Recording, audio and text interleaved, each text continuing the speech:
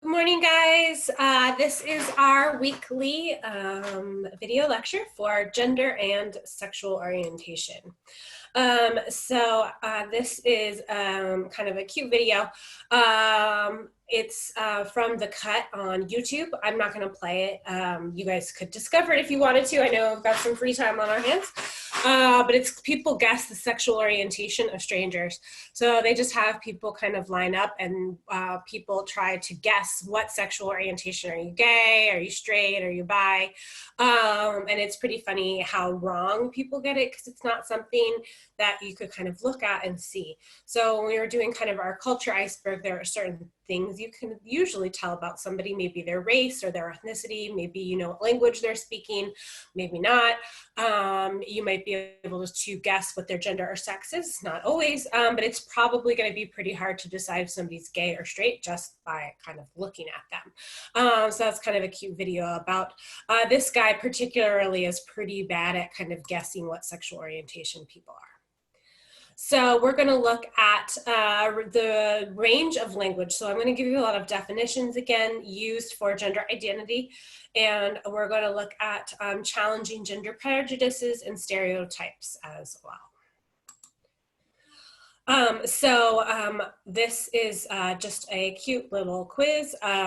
It's much better if we're in person. But this, does anybody know who that is? Maybe not, I do. He was in the Navy. My dad was in the Navy. They served at the same time, but they didn't know each other. And then, anybody know who this is? Probably. And then, does anybody know who this actress is either? Or what this symbol means? Or that one? Probably most of the class might know what that one is, and what this sign as well. This is Caitlyn Jenner. Probably know that one. Part of the Kardashian dynasty. Keeping Up with the Kardashians, used to be married to Kris Kardashian and the stepmom of all the Kardashians, and then is Kylie and what's the other one? Kendall's mom. So I guess the girl, Kendall and Kylie still call Caitlyn dad, even though he now identifies and has gone through gender reassignment surgery and identifies as Caitlyn, they still call him dad, and I guess he is still fine with that as well. This is Laverne Cox. She was in Orange is the New Black, and she's that's a really great show. If you guys haven't seen it, if you're looking for something to binge right now on Netflix, Orange is the New Black. She was one of the more sympathetic characters. This is Kristen Beck, so she was a Navy SEAL. And she has since transitioned as well to being female. So this is her in the Navy, and this is her now. This is an LGBT flag. So if you've ever been to a Pride celebration or maybe some of the more kind of historically gay neighborhoods, you might see a lot of rainbows. It was kind of a symbol of unity for people who are lesbian or gay or bisexual. This is the symbol for male, and then female is kind of the circle with the line going down and then the horizontal line going through. And then this is for gender neutral toilets as well. It's supposed to just kind of show that you could be male or female. They're typically kind of just one room. I usually think of them as family bathrooms where you go in and it's fairly large. You could use it if you were in a wheelchair. It's typically got space for diaper changing. So they used to kind of be called like family bathrooms, but now just anybody could go in there, and you've got a little bit of privacy as well, which is nice. So we are going to look at sexual orientation.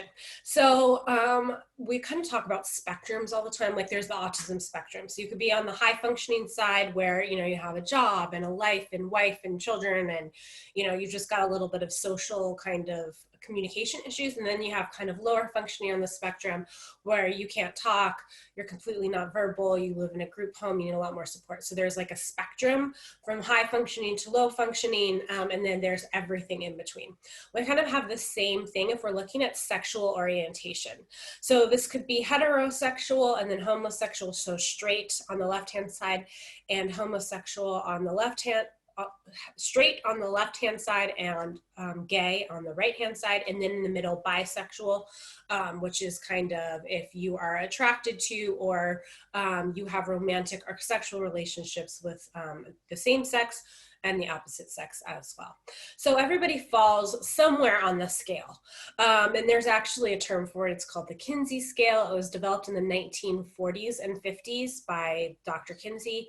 And it was a 10-point scale. And I think 10 was completely homosexual and 1 was completely heterosexual, and then you could kind of rate where you are. So if you were bisexual, that would be 5, so you could rate yourself as a 2 or 3, and then you could take tests as well to kind of figure out what your attraction was, same sex, both sex, or opposite sex as well.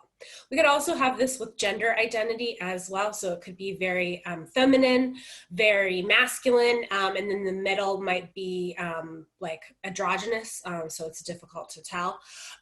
So you might, in different ways, identify more masculine or more feminine as well. Like my hair. Is my hair considered more masculine? It's, it's short, but then I wear makeup. Is that considered more feminine? So it definitely has to kind of do with your culture as well and what your culture assigns as feminine or masculine.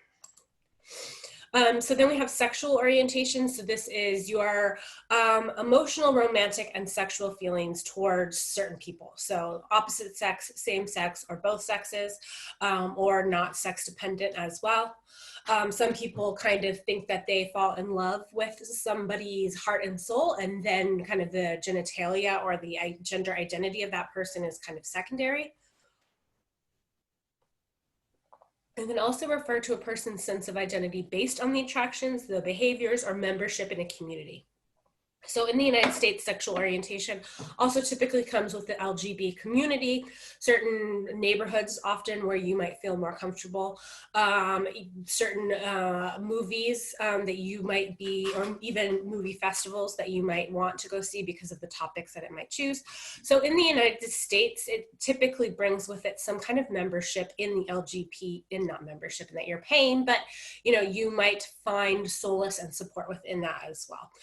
And other places where being gay is still illegal, you can still be killed, hung, shot, beat, imprisoned. It is different, and there's not as much of a kind of community. So Russia, Jamaica are very, very hostile to gay people. You could be killed, murdered, or just imprisoned for that. And so there's less of kind of a community like we have in the United States. So we have LGB, and this is an abbreviation for lesbian, gay, and bisexual, that kind of spectrum that I was talking about. So lesbian is females who are attracted sexually and emotionally to other females. Gay is a term typically given to males who are attracted sexually and emotionally to some other males, and then the term gay might apply to males and females depending on the context. So sometimes people will just use a gay as like a huge umbrella term for lesbian or gay or bisexual. And then bisexual is typically a term given to people who are attracted sexually or emotionally to males and females. Then we have trans or transgender.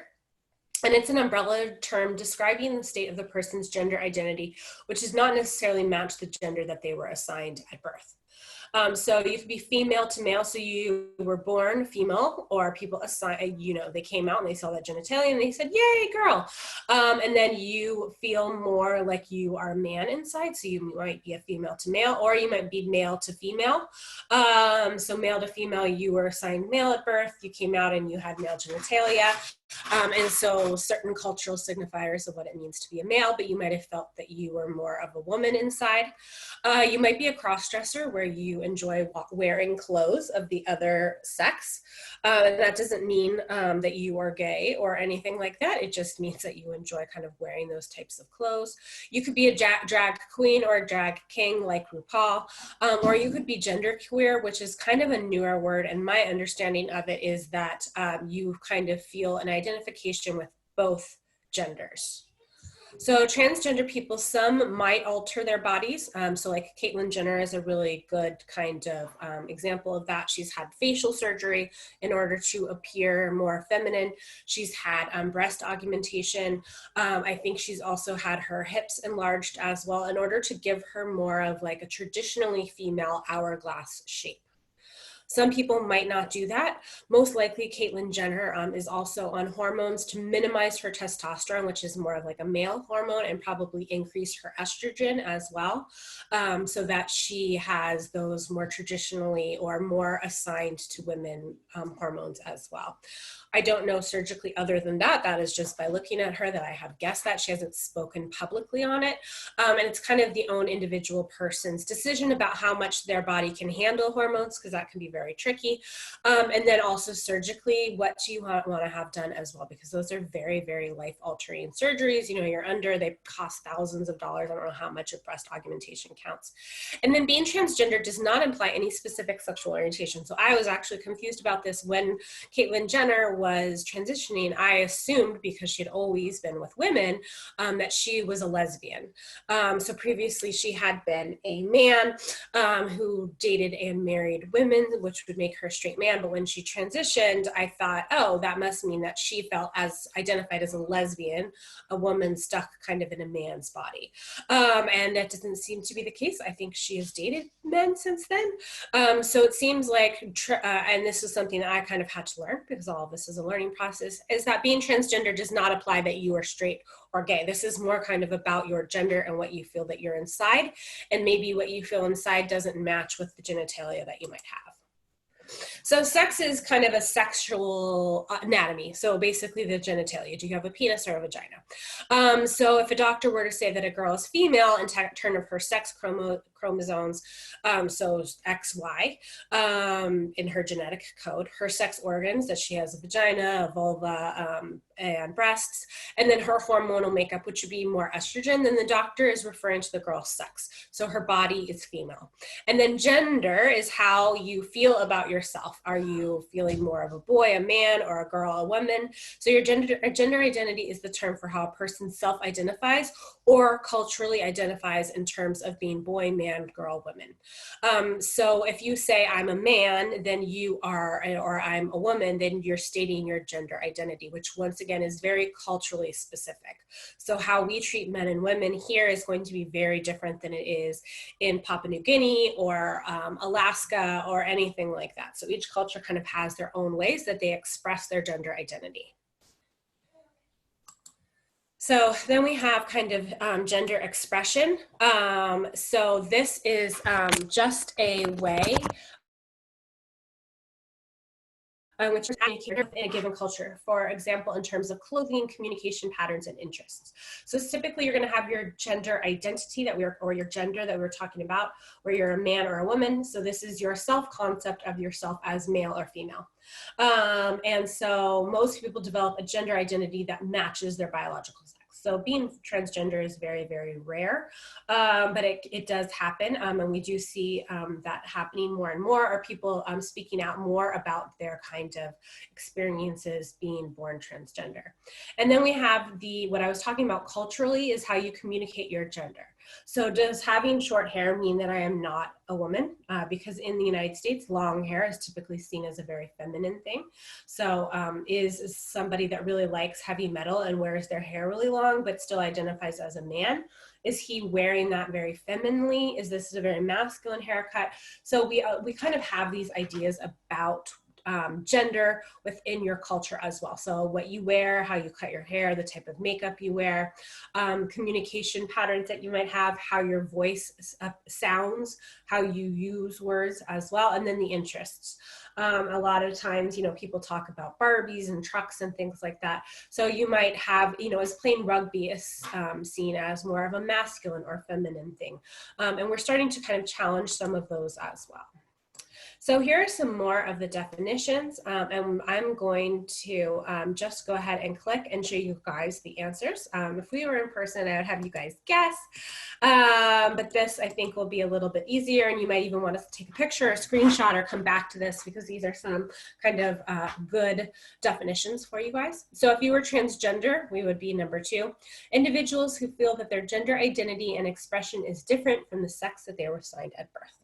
If you were genderqueer, you might describe someone who does not identify as either male or female. So we might have called this androgynous before, and now these people typically identify as genderqueer. So some where kind of in the middle on that spectrum between male and female might be androgynous or genderqueer.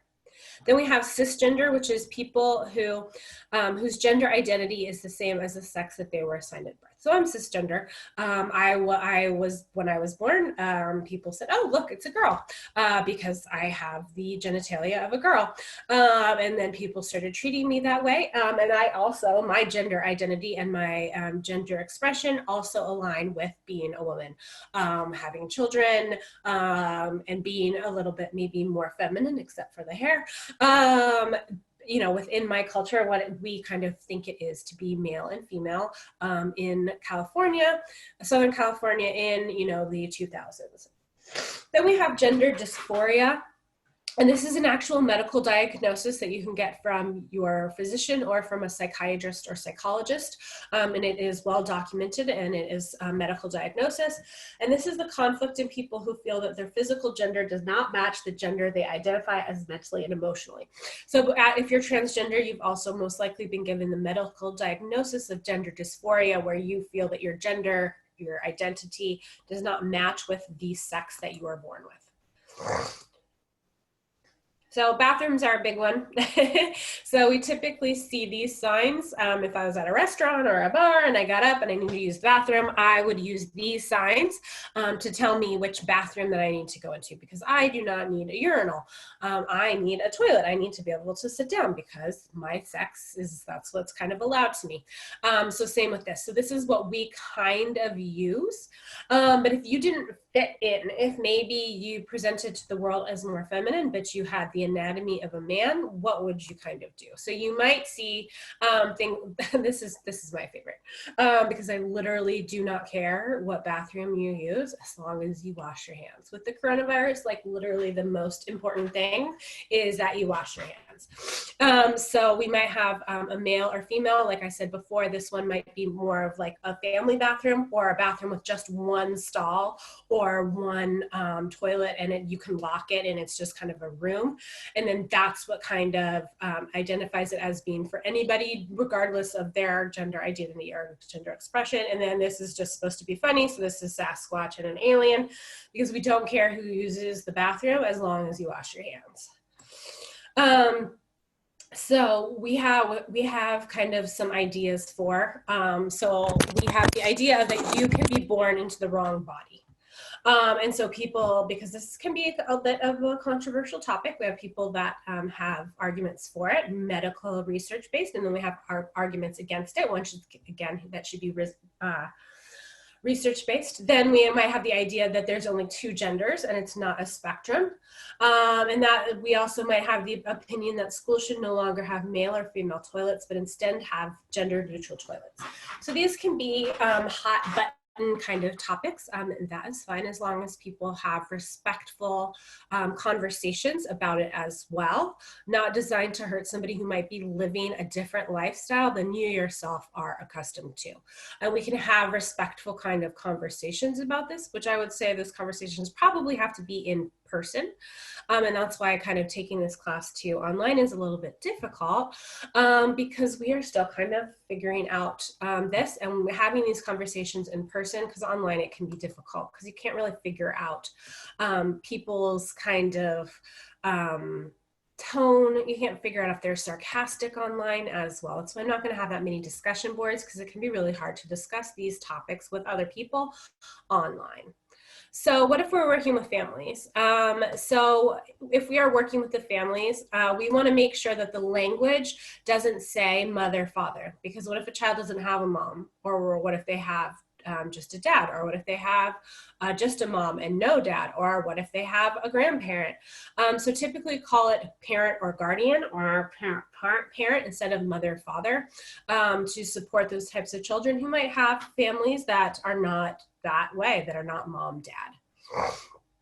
You ask the families about the important people in their children's lives. So what do the children call them? So if a child has two dads, is one daddy and one's poppy? Or if there's a grandmother raising the child, is she grandma or nana or mama or whatever, big mama? So it's important to know those terms so you can talk to the child and know who they're talking about. And then, do all children and families see themselves represented in letters and announcements? For example, do the letters say, dear families, welcome to our new program, or please bring this letter home to your family, rather than dear mommy and daddy? So once again, to support families that have grandparents, that maybe are single parent households, divorced parents with step parents, stepsisters, half brothers, and also same-sex families as well. Then partnerships.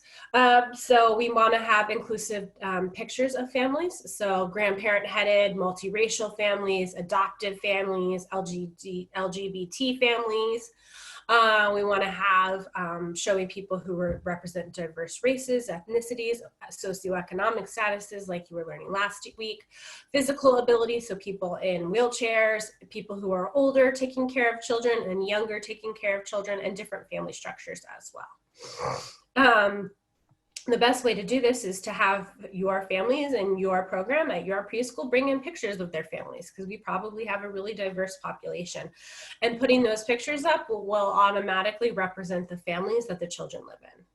I want to just talk about the idea of gender constancy. So this is a traditional child development theory or concept. So this is the understanding that a person's gender remains the same, even if superficial characteristics such as, hairstyle or clothing or activities change. So a boy is going to remain male even if he puts on a dress or plays with a doll. So this is for people who understand that they are cisgender. So they were born with a certain genitalia and that feels right to them. So this is not transgender children. And so this idea of constancy develops in stages between 2, and then it kind of wraps up at 7 or 8 as well. So by 7, children should understand, I'm a girl, this is what it means to be a girl in my culture, and I understand that, and they don't feel that they need to change it. So a transgender child between 2 and 7 would be going through different kinds of feelings about it, because they don't think that their gender is going to remain the same, or they would like to change it. So we also have generational shifts. So as a younger kind of population, younger gay, lesbian, bisexual, and transgender people are having different kind of ideas about being gay or lesbian. But people who are older are going to have kind of different ideas about it as well. So a poll for Stonewall, which is like an online organization, of 1,500 people who they found out that people over the age of 60, the average age that they had come out was 37. So people were not coming out of the closet until much older in their life. And this is for people that were 60 and older. But those in their 30s had come out at an average age of 21. So early in their 20s, kind of exploring and understanding that they have same-sex attraction. And if the group was aged 18 to 24, they were coming out at age 17, maybe even younger than that as well, depending on their community. So we've seen shifts from being almost 40 to 20 to 17 in just one generation, which is a huge shift. I'm going to leave you guys with this video. So another binge watchable show is Grace and Frankie on Netflix. And so this is Jane Fonda and Lily Tomlin, and they are with Ellen, and they are talking about the show Grace and Frankie. And I'm going to jump ahead where Lily Tomlin is talking about her marriage to Ellen. You met before, obviously, 9 to 5, but when did you meet? So yes. You married your partner, Jane, how long ago? 5 years ago? Well, you've been together 50 years, so yeah. You waited a long time to get married. We did. Yeah. Well, it wasn't allowed, you know. Well, it's been allowed for 10 years because I've been married 10 years. So, not 10 years. Yeah, we've been together 15 and married 10. We got married right when it was legal. Well, but we're like you a little waited. sluggard. Yeah, right. So you've been together 50 years, and will she surprise you with a does she know you well enough to not surprise you or surprise you? No, I would like a surprise. I would like a surprise if I didn't have to have anything to do with the choices. Yeah. All right. Well, then good. Maybe somebody will surprise you. Like when you planned your things, anything you planned, did you plan them? No. No. Good. No. Did Portia? Portia did. Portia did. Yeah. The last one, the big one that, yeah, she planned that whole thing. What's going on, Jane? I'm just thinking. Oh, I see. I see. So, so Lily, I was talking about the Time magazine, and I heard that Time magazine. So Lily Tomlin has been with her now wife for 50 years, but they couldn't get married until they had been together 45 years because it wasn't legal.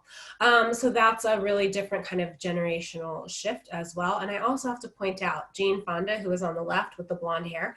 In that clip, she was like 77 or 78. So she looks amazing. And that is how I want to age as I get older as well. All right, guys, I'll see you online.